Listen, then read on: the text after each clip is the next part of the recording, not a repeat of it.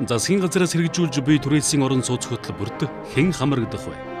Залуу гэр бүл 2016 оны 1-р сарын 1-ний өдрөөс өмнө гэрлэлтийн албан ёсоор батлуулсан 35 хүртэлх насны эхнэр нөхөр, төрийн албан хаагч, хувийн байгууллагын ажлагчид болон хуваарийн хөдөлмөр эрхлэгч, тэгээс 18 насны дөрөв ба түүнээс дээш хүүхэдтэй өрхүүд болон өрх толгойлсон эрэгтэй, эмэгтэй, өндөр насны тэтгэвэр тогтоологсон ахмадууд, хөгжлийн бэрхшээлтэй иргэд, тэдгээрийг халамжилдаг гэр бүл, байгалийн гамшиг, гэнэтийн аюулд нэрвэгдэж орон гэргүй болсон өрхүүд, гэрв дээрх 7 бүлгийн аль нэгэнд хамаарах бол түрээсийн орон сууцанд суух боломжтой. Түрээсийн орон сууцанд хамрагдах иргэд ямар шалгуур хангасан байх шаардлагатай вэ? Эрх зүйн бүрэн чадамжтай, 21 наснд хүрсэн байх, тухайн орон нутагт төр болон байнга оршин суудаг, тогтмол орлоготой байх, орлого нь түрээсийн барьцаа, түрээсийн төлбөр болон сууцны ашиглалтын зардлаа төлөх боломжтой байх, гэр хороололд амьдардаг, өөрийн өмчлөлийн инженерийн бүрэн хангамжтай орон сууцгүй байх. Эргэн та дээрх шалгуур үзүүлэлтийг хангаж байгаа бол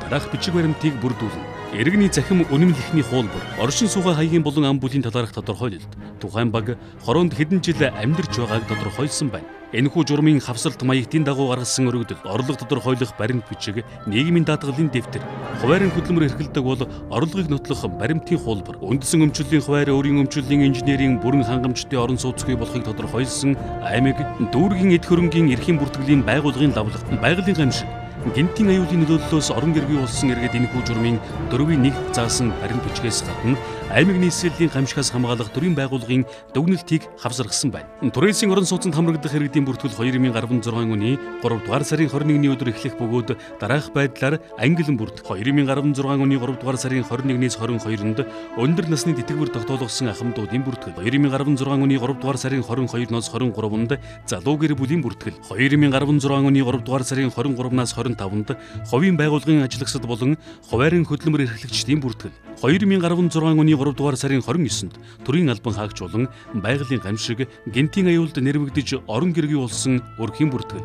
2016 оны 3-р сарын 30-нд тэгээс 18 насны дөрөв ба түүнээс дээш хүүхэдтэй өрх толгойлсон эрэгтэй, эмэгтэй болон хөгжлийн бэрхшээлтэй иргэд, тэдгээрийг халамжилдаг гэр бүлийн бүртгэл тус явагдана. Эргэн та дээрх заасан хугацаанд холбогдох материалыг бүрдүүлэн төрийн орон сууцны корпорацид хандна уу? Төрийн орон сууцны корпорац төмнийн дух луулна.